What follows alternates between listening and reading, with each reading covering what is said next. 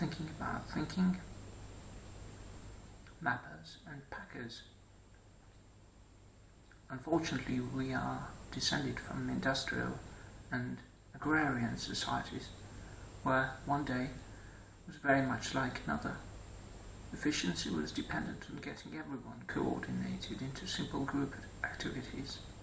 On the other hand, there really wasn't much call for inventiveness.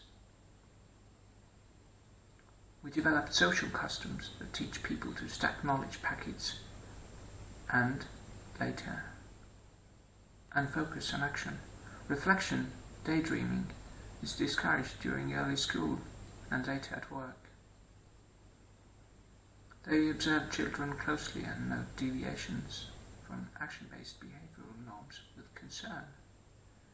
One even hears parents who are concerned that their children may have physiological abnormalities if they do not wish to play a particular sport. One cannot easily teach reflection to a child.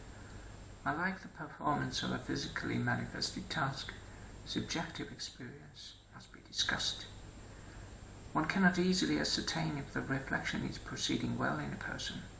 Only by careful discussion, watching the long-term results of a child's mentation, can effective daydreaming be identified.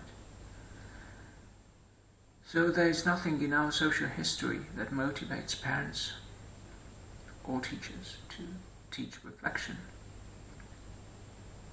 There is nothing that makes teaching reflection in school a priority. So, in fact, the reverse is true. When a child attempts to reflect, the consequent lack of manifest physical activity is chastised. When questions prompted by reflection are asked by children, they are rarely addressed by busy adults.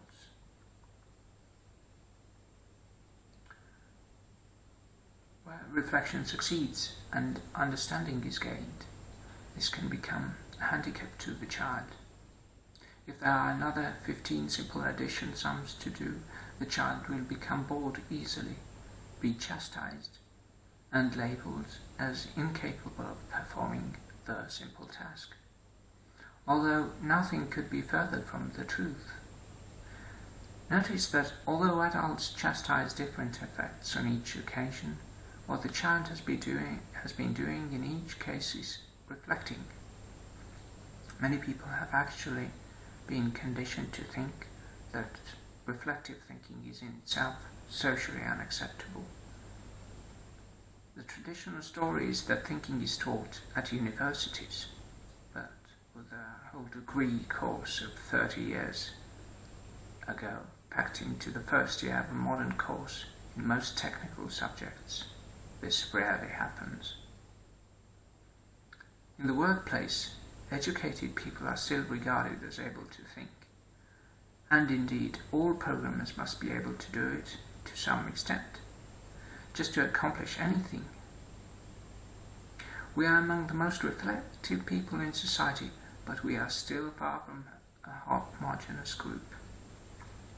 Some of us are better at it, or less nervous about it than others.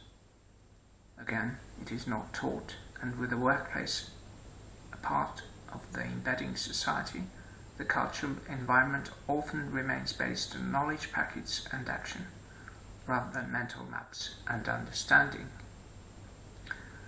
This leads to two distinct groups in society. Mappers predominantly adopt the cognitive strategy of populating and integrating mental maps, then reading off the solution to any particular problem. They quickly find methods for achieving their objectives by consulting their maps. Packers become adept at retaining large numbers of knowledge packets. Their singular objective is performing the correct action.